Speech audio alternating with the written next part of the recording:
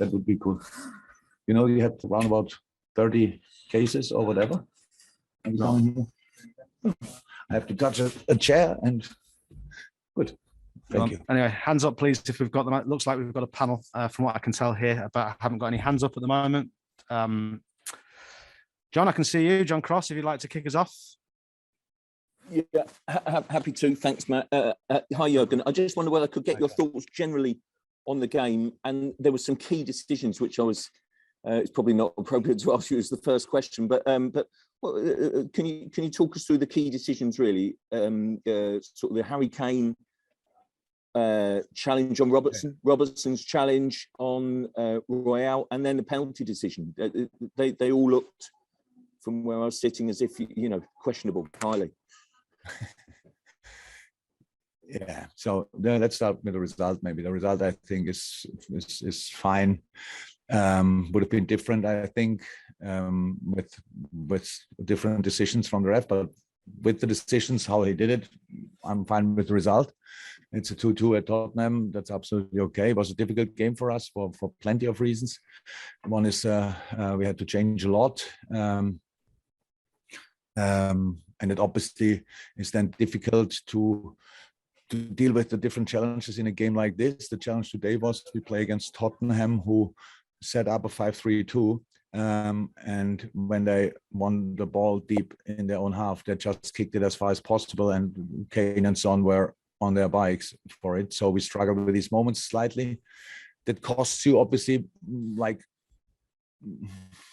it gives you some struggles a little bit, because you think that each ball we lose is probably, so we had to reorganize our protection a little bit better in the second half, that we don't run always in a counter attack. That makes no sense, that Ibu Konate is involved in our offensive passing and Tyler Morton is the one who stands against Harry Kane. That's not really how it should be.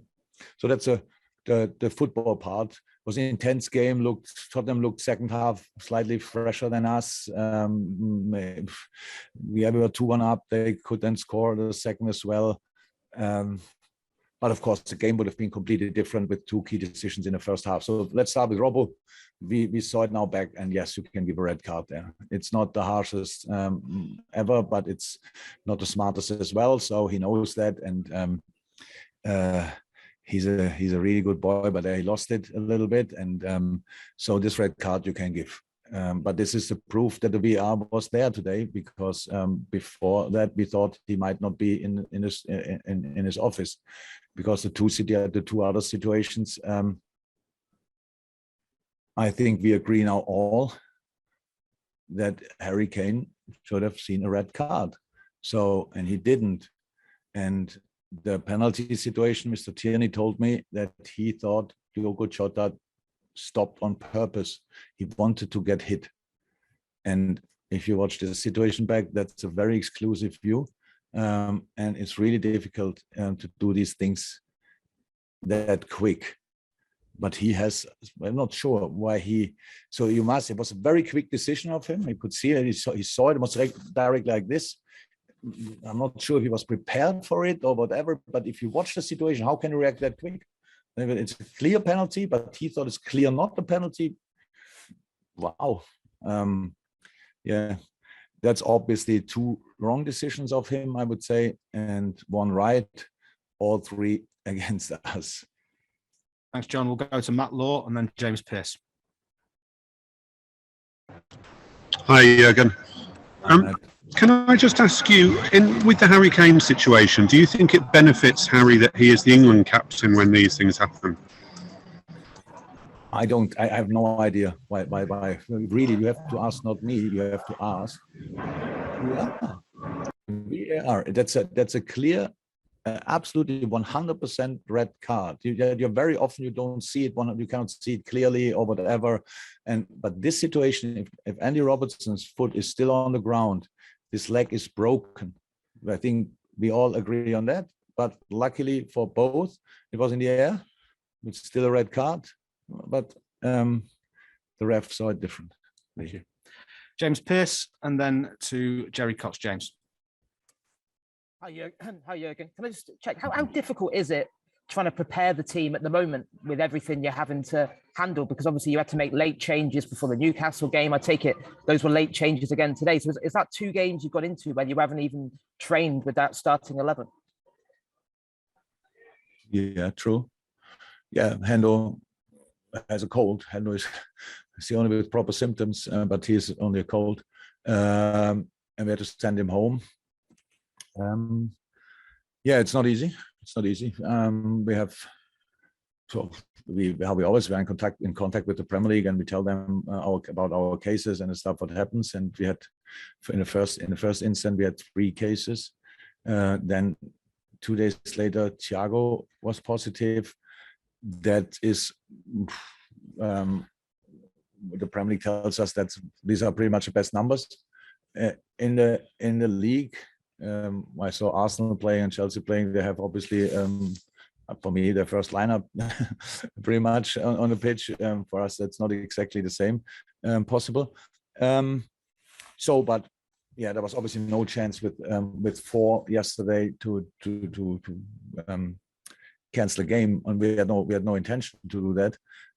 But then today, Hendo on top of that for different reasons. Yes, it's tough, absolutely tough. And they play against Tottenham, and you saw they looked in the second half fresher than the first half. So this is an intense period. We have to make sure that we all have the same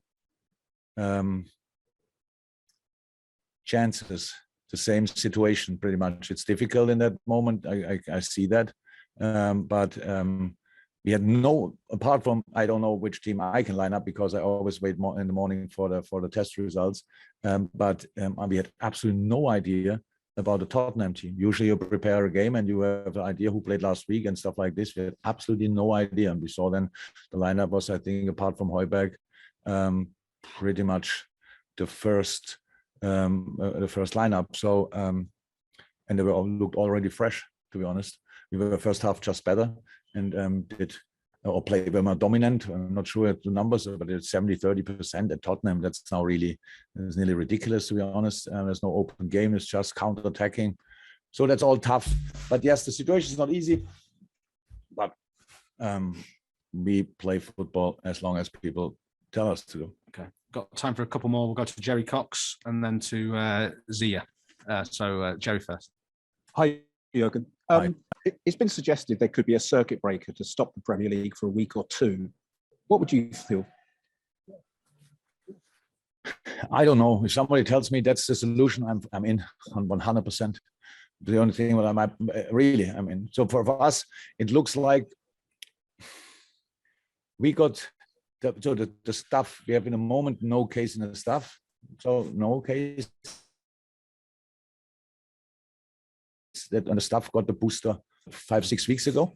So let's just guess now that that's because of the players got the booster.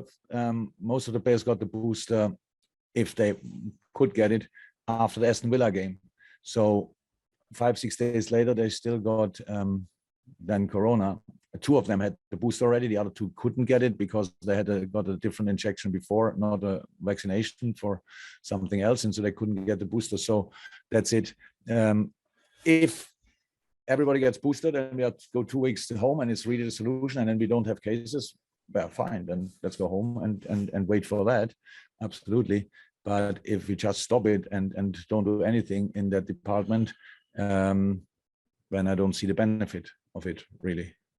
Okay, thank you. Final question, I'm afraid, but that's all got to go. Zia. Hi, Jurgen. Now, I understand 25% of the Premier League clubs have not been vaccinated so far.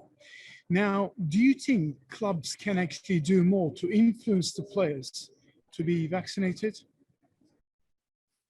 I don't know these numbers, honestly. It was like EFL, I heard something about that, but I don't know the numbers.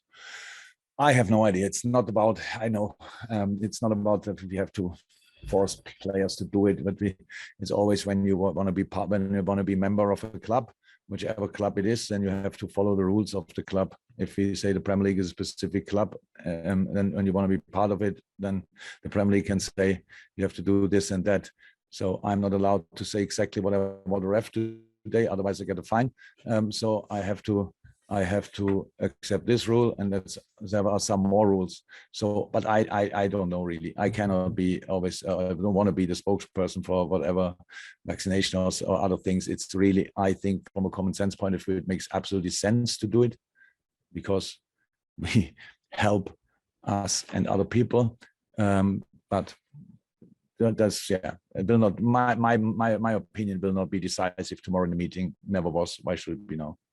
Thank you, guys. Stay safe. Thank you very much. All the best. Thank you.